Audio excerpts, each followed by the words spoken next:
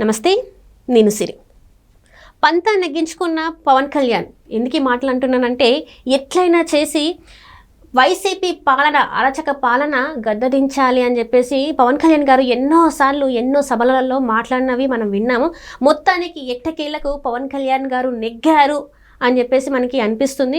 So ఈ అంశంని మరింత మనకి తెలియజేయడానికి మనతో పాటు ఉన్నారు ప్రముఖ సీనియర్ జర్నలిస్ట్ డాక్టర్ దుర్గవడ్లమణి గారు. నమస్కారం మేడం. నమస్తే అండి. మనం అప్పట్లో చూసుకున్నట్టయితే నరసరావుపేటలో పవన్ కళ్యాణ్ గారి సభలలో వైసీపీ అంతమే అని చెప్పేసి, అంటే అంతం చేయాలి, ఇలాంటి పాలన ఉండొద్దు, ప్రజలకి చాలా కష్టంని ఇప్పటికీ ఎదుర్కొంటున్నారు అని చెప్పేసి ఎన్నోసార్లు మాట్లాడినా కూడా అప్పుడు అందరూ చాలా లైట్ తీసుకున్నారు. ఎందుకంటే అప్పటికి చాలా 151 సీట్స్తో ఉన్నారు, ఈయన ఎక్కడ గద్దదించే అవకాశం ఉంటుంది అని చెప్పేసి అనుకున్నారు. కానీ సీన్ కట్ చేస్తే నిజానికి మొత్తానికి పవన్ కళ్యాణ్ గారి పంతం నెగ్గింది అనిపిస్తుంది. 11 సీట్లకే ప్రజలు ఆయనకి చాలేదని చెప్పేసి కూర్చోబెట్టిండ్రు. సో ఇప్పుడు మరి దీన్ని ఎలా చూడాలంటారు? అంటే పాతాళానికి తొక్కేస్తాను అని నర్సాపురం సభలో ఆయన అన్నారు. ఆ మాటని మీరు చెప్పినట్టుగా ఎవరు పెద్దగా సీరియస్గా తీసుకోవాలా. కానీ ఇవాళ మన సిట్యువేషన్ చూస్తే ఇప్పుడు జగన్మోహన్ రెడ్డి ఎక్కడున్నాడండి? ఇవాళ ప్యాలెస్లో, లేకపోతే ఇప్పుడు పిఎస్సి చైర్మన్ ఎన్నిక జరుగుతూ ఉంటే ఆయన ఓటింగ్కి దూరంగా ఉండి తాడేపల్లి నుంచి ఎక్కడికి పారిపోయాడు? యలహంకకి పారిపోయాడు, పెద్దిరెడ్డికి అప్పచెప్పేసి. అంటే మనిషి అసెంబ్లీకి వచ్చే దమ్ము ధైర్యం కూడా ఈరోజు జగన్మోహన్ రెడ్డికి లేదు. పవన్ కళ్యాణ్ని ఎంతలాగా వీళ్ళందరూ మాటలు అన్నారంటే, అంటే వీళ్ళన్న ప్రతిదీ కూడా, అంటే వీళ్ళు చేసిన ఏ విమర్శనైనా, అటు చంద్రబాబు నాయుడు గారు కావచ్చు, ఇటు పవన్ కళ్యాణ్ కావచ్చు, అటు లోకేష్ కావచ్చు, ఒక పట్టుదలగా తీసుకుని దాన్ని అంటే ప్రూవ్ చేసుకున్నారు. వాటన్నింటిని, ఆ రాళ్ళన్నింటినీ పువ్వులుగా పరుచుకున్న వాళ్ళు ఖచ్చితంగా నెగ్గి చూపించారు. ముఖ్యంగా అసలు జనసేనాని పవన్ కళ్యాణ్ 21 out of 21 తీసుకుని strike rate 100% strike rate. Nobody expected. మొత్తం హిస్టరీలోనే మొదటిసారి.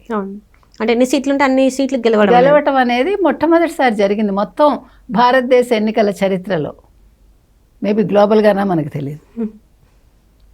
అంటే మనిషి కసిగా ఉంటే పడ్డవాడు ఎప్పుడు చెడ్డవాడు కాదు అనేది. అందుకే మనిషిని మనం, అంటే వాళ్ళని ఏమంటారు, చివరి ఇది వరకు లాగకూడదు, ఏది కూడా వాళ్ళ ప్రాణం తీయడానికి చూడకూడదు మనం. అప్పుడు పోరాట పట్టిమ వచ్చేస్తుంది.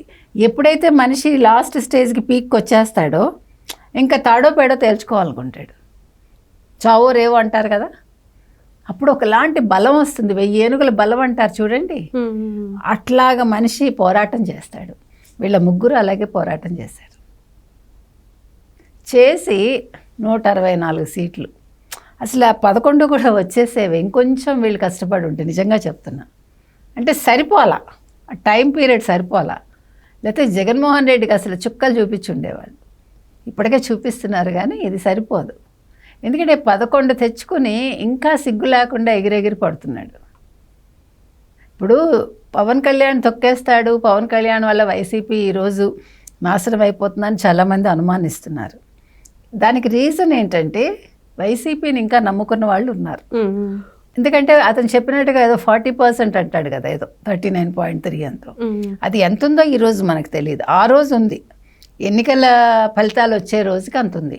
ఈ రోజుకి అది ఎంత తగ్గింది మనకి ఎనాలిసిస్ తెలియదు, కానీ ఎంతో కొంత తగ్గి ఉంటుంది ఖచ్చితంగా. ఇప్పుడు ఇంతమంది పారిపోతున్నారంటే పర్సంటేజ్ తగ్గకుండా ఉంటుందా? ఇప్పుడు ఒక నాయకుడు వెళ్ళిపోయాక ఒక నియోజకవర్గంలో అతనికి ఉండే ఓటర్లు ఉంటారుగా, ఒక బాలినేని కావచ్చు, మరొకళ్ళు కావచ్చు. అట్లా చూసుకుంటే A20కో 24కో 25కో వచ్చి ఉండొచ్చు పర్సంటేజ్, మనకు తెలియదు. ఖచ్చితంగా తగ్గి ఉంటుంది. సో ఈ ఉన్న పర్సంటేజ్ వీళ్ళందరూ మారుతారా?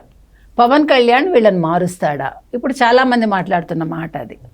పవన్ నేను చూపిస్తాను అన్నాడు కదా, ఇప్పుడు ఇంకా ఎంతండి, 5వ నెల కదా, రిజల్ట్ వచ్చి 5వ నెల, మే అనుకోండి, June, July, August, September, October, 5 నెలలు అయ్యి ఇది 6వ నెల. ఖచ్చితంగా 4.5 సంవత్సరాలు ఉంది కాబట్టి ప్రజల మీద పవన్ కళ్యాణ్ ప్రభావం ఉండే అవకాశం ఉంది. అంటే మనం అభివృద్ధి పనులు చేసినప్పుడు, మన రాష్ట్రాన్ని అభివృద్ధి పథంలో పరుగులు పెట్టించినప్పుడు, ఉద్యోగ కల్పన చేసినప్పుడు, అమరావతి రాజధాని పూర్తయినప్పుడు, పోలవరం ప్రాజెక్టు పరుగులు పెట్టినప్పుడు, నీళ్లు పారినప్పుడు, పంటలు పండినప్పుడు ఖచ్చితంగా ప్రజలు గుర్తిస్తారు. ఈలోగా జగన్మోహన్ రెడ్డి ఏంటి అనేది ఇప్పటికే ప్రజలకు అర్థమైంది, అప్పటికి పూర్తిగా అర్థమవుతుంది.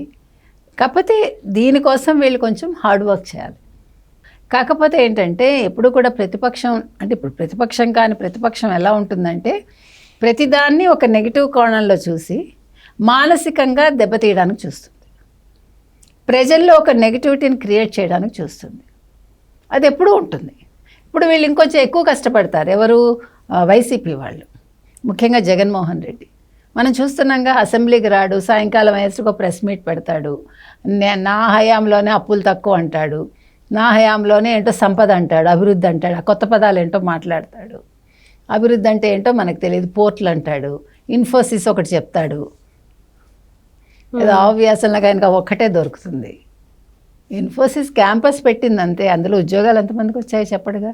అంటే అక్కడ చూస్తుంటే గత 5 సంవత్సరాలలో మరి వలసలు ఎంతమంది వెళ్ళిపోయినారు, దాని గురించి ఎవరు మాట్లాడలేదు ఇంతవరకు. ఉద్యోగ అవకాశాలు లేక స్టూడెంట్స్ వల్ల ఎకడమిక్ ఇయర్ అయిపోయిన తర్వాత పక్క రాష్ట్రాల వైపు చూసారు, కానీ మరి మా రాష్ట్రంలో ఎక్కడ ఉద్యోగాలు వస్తాయంటే వాళ్ళకి. అది ఎగ్జాక్ట్లీ బాగా చెప్పారు. ఇప్పుడు పారిపోయిన వాళ్ళు ఎంతమంది, ఊళ్ళు ఖాళీ చేసి భయపడి వెళ్ళిపోయిన వాళ్ళు ఎంతమంది, మీరు చెప్పినట్టుగా ఉద్యోగాల కోసం వెళ్ళిపోయిన వాళ్ళు ఎంతమంది, ఉపాధి లేక వెళ్ళిపోయిన వాళ్ళు ఎంతమంది, తర్వాత కన్స్ట్రక్షన్ అసలు ఆగిపోయింది. కన్స్ట్రక్షన్ ఆగిపోయింది. కన్స్ట్రక్షన్ వర్కర్స్ అందరూ కూడా తెలంగాణకి వెళ్ళిపోయారు, వేరే చోట్లకి వెళ్ళిపోయారు. మనకు తెలుసు, ఎక్కడ చూసుకున్నా మీకు తెలుగు వాళ్ళు వేరే రాష్ట్రాల్లో ఉంటారు, ఈవెన్ తమిళనాడులో ఉంటారు. ఎందుకని? నీ చేతకంతనం వల్ల. ఎవరిది? వైసీపీది, జగన్మోహన్ రెడ్డిది. ఇవన్నీ మాట్లాడు. ఎంతసేపు నేను పథకాలు ఇచ్చానంటే వాళ్ళని సోమరులను చేస్తున్నావు నువ్వు. నువ్వు పథకాలు ఇచ్చి ఆడవాళ్ళకి అన్యాయం చేసావు. నన్ను అడిగితే కష్టపడింది మహిళలు. వైసీపీ ప్రభుత్వ హయాంలో కష్టపడ్డది మహిళ. ఫస్ట్ నా ఆడబిడ్డలు, నా అక్క చెల్లెలు అంటావు కదా, సొంత అక్క చెల్లెలకే దిక్కులేదు నీ దగ్గర. ఇంకా బయట అక్క చెల్లెలని ఏం ఉద్ధరిస్తావు? వాళ్ళ తాళిబొట్లు అంతా తెంపావు నువ్వు. ఇప్పుడు మద్యం అనేది ఎంత పెంచాడు? మద్య నిషేధం చేస్తానన్నావు, మద్యపాన నిషేధం చేయలేదు. మరి ఎలక్షన్స్లో అడగటానికి ఎట్లా వెళ్ళావు సిగ్గు లేకుండా? నువ్వు చంద్రబాబు నాయుడు సూపర్ 6 గురించి ఎలా ప్రశ్నిస్తావు? నీకు హక్కు లేదు కదా, కూటమిని ప్రశ్నించే హక్కు నీకు లేదు, ఎందుకంటే వాళ్ళకి ఇంకా 4.5 సంవత్సరాల టైం ఉంది. But వేరాస్ you don't have time. అసలు నీకు మాట్లాడే అర్హత లేదు. నువ్వు మద్యపాన నిషేధం చేయకపోతే విడతల వారీగా 2024 ఎన్నికల ముందు ప్రచారానికి మీ దగ్గరికి వచ్చి ఓట్లు అడగను, ప్రచారానికి రాను అన్నాడు కదా. మరి ఏ మొహం పెట్టుకుని వచ్చాడు? కాబట్టి మీరు ఏవి తీసుకున్నా ఈరోజు పవన్ కళ్యాణ్ చెప్పింది చేస్తాడండి. పవన్ కళ్యాణ్ని చాలామంది ప్రశ్నించవచ్చు, వైసీపీని ఎట్లా వీళ్ళు తొక్కేయగలరు, వైసీపీకి ఉన్న ఓటర్లు ఎక్కడికి వెళ్ళిపోతారంటే ఓటర్లు ఎక్కడికి వెళ్ళరు. వాళ్ళకి ఇష్టమైతే వాళ్ళ 20% అలాగే ఉండమనండి, వచ్చే నష్టం లేదు. ఇప్పుడు 20% అంటే ఎంత వస్తాయి అతనికి ఓట్లు? ఇప్పుడు 11 వచ్చాయి, అందులో సగం ఒక 5-6 వస్తాయి, మహా వస్తాయి. Let it be. ఇప్పుడు ప్రతిపక్షం ఉండాలనే కదా చంద్రబాబు నాయుడు గారు అడిగినా, పవన్ కళ్యాణ్ అడిగినా, లోకేష్ అడిగినా. ప్రతిపక్షం ఎప్పుడూ ఉండాలండి. ప్రతిపక్షం పాత్ర ఏంటంటే ప్రశ్నించాలి, ప్రభుత్వాన్ని ప్రశ్నించాల్సింది ప్రతిపక్షమే. కాబట్టి వాళ్ళ పర్సంటేజ్ తగ్గినా 4-5 సీట్లు వచ్చినా వచ్చే నష్టం లేదు. అయితే ప్రజలకి మాత్రం ఇప్పుడు బాగా అర్థమవుతోంది అంతే. సో పవన్ కళ్యాణ్ చెప్పిన దాంట్లో ఎటువంటి అతిశయోక్తి లేదు. Right thank you so much.